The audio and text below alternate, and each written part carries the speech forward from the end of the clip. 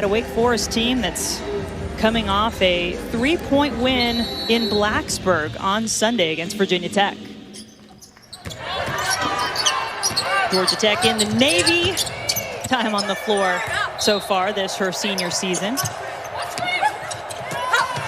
Wide open under the basket, off the inbounds, and Georgia Tech gets a couple more from Hermosa. Such good passers. That's one thing Jen Hoover was worried about, was how good their post passed the ball, especially when you bring a double team. Christina Mora, and finally a possession. Wake in a little trapping half-court pressure here off of Make, trying to make Georgia Tech turn it over, but available to passers. And Georgia Tech's done a great job of breaking that three-quarter court press, and Hermosa's been the Tech really handles it well. And both of these teams, as you mentioned, Jen, they generally take pretty good care of the basketball. Spear fakes her way to the basket. Nice moves by the freshman. A 6'2" or 6'3" player at the top. Sarah Bates, one of the best three-point threats for the Jackets, but that is something that you'll see. Other way to play than to go 100% of the time. And that's why she's such a great rebounder. She is just tenacious on the glass. Raca hits a three for Wake. I think it's the next step for her, especially when she starts playing internationally, and hopefully she's trying to play for the Serbian national team. Of international players, Lotta-Maj Lahtinen, she is already making her presence known. The three, and then now the steal in transition. 5 quick points for Lotta-Maj. They look like they've continuously been playing. And that's a credit to Coach Fortner to have them ready, but Georgia Tech looks rested. Under 10 on the shot clock for the Jackets now. Good defense here by Wake Forest. Fletcher got an open look. Such a tough possession there for Wake Forest, and was able to do it right there. Yellow Jackets really turned up the defense to start this game, and they're turning it into offense.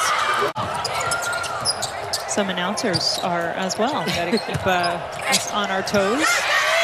Good moves in the post. Hermosa keeps it going. Look at this Hermosa move inside. Well, this is what I mean by no hesitation. Boom, one dribble. We're all just because Georgia Tech was breaking the pressure, but that time Hermosa with an excellent move, no hesitation, and a great finish. Had one of the top rebounding performances in the ACC earlier this season. 20 of them against Clemson. 5 straight games in double figures, and then last Sunday against Virginia Tech was cold, so it's a good sign for Wake that she is having a hot start. You mentioned having the #1 and #2 teams in the country in the ACC is a really big deal, and those two are definitely the life of the party. The Friday Night Duels begins at 6 p.m. Eastern right here on ACCN and the ESPN app. McQueen on the drive for Georgia Tech. Not in a good way for Wake Forest. No points in the quarter. Really for both teams. The first quarter was so back and forth. We had a lot of great offense. And in this quarter, Dubai. But I tell you, there are a couple players on both of these teams that are just such a hard guard. Inside from Scruggs. Yeah, you don't often just see the ball ripped away from Dubai like that. But how about that? Scruggs, defense, and then a little offense. Only going to get one shot, so they have to find a way to knock down a higher percentage of their first shot. Big bucket from Lahtinen, as it had been a pretty sizable drought for Georgia Tech. Hurdle on down the stretch toward postseason, hopefully. Got some more details on that NCAA tournament postseason planning earlier this week.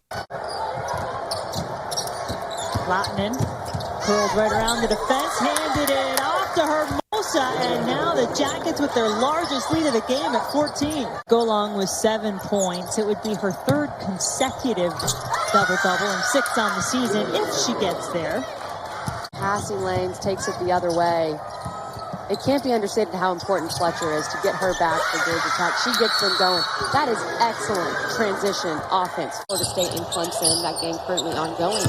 But it's teams like that, Florida State, currently in the field. I think they're a tournament team, but if they don't get to the 13 games, part of what Wake Forest is missing, especially in a game like this, is to not have that sharp shooter. Someone like Alex Sharp, no pun intended, who graduated last year as good with the bucket there. have the floor spacing that you see from a Georgia Tech, at least in this game, where Georgia Tech has a lot of room to operate. Kubai kicks it out to Bates, knocks it down for another triple. And there's another one. Not their method of operation. That's not their identity. But if they can hit opportune threes in transition, that's going to make them a very tough team to beat night in and night out.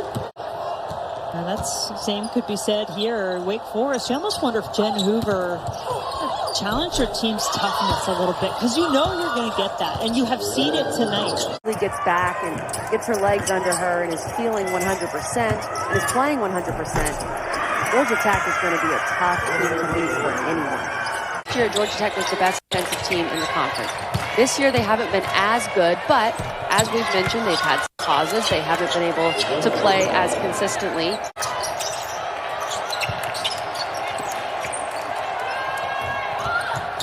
McQueen. Boy, she's had herself a nice game off the bench for the Jackets. Always talk about Elisa Kanane, who is an excellent player.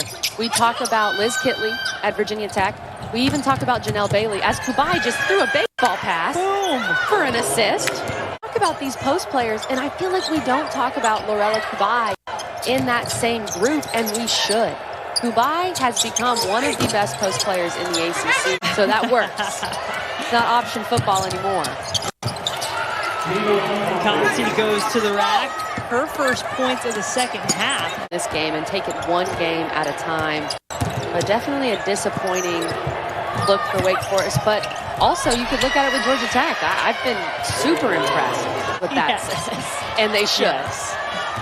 And she's been on our side too, obviously, as a broadcaster. We should have known better.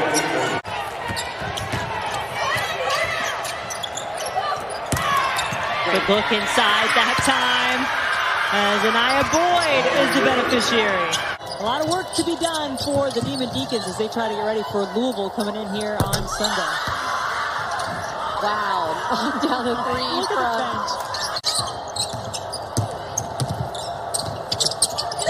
Lowest point production all season long by a pretty good margin for Wake Forest, as Georgia Tech came off their COVID protocol pause in fine fashion, getting the win 73-44 tonight.